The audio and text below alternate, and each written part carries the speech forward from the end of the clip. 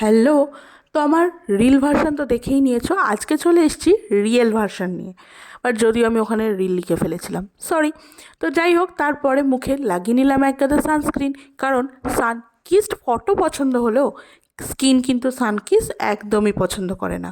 ব্যাস, এরপরে চোখের তলার ডার্ক সার্কেল ঢাকতে মোটা করে কাজল, আর ওপরে আইলাইনার।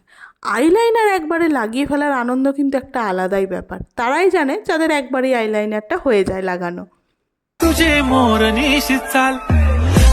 তাই না? এরপরে লিপস্টিকের পালা। লিপ লাইনার লাগিয়ে লিপস্টিক তো পরতেই হবে, কারণ গোলাপি ঠোঁট না থাকলে তো কি, গোলাপি ঠোঁট লিপস্টিক দিয়েই বানিয়ে নেবো। ব্যাস, লিপস্টিক পরে নেওয়ার পরে গলাতে পরলাম হার, কানে দুল, ব্যাস রেডি। তারপরে ভাবছি না, আইশ্যাডো আর পরার সময়ও নেই আর ইচ্ছাও করছিল না।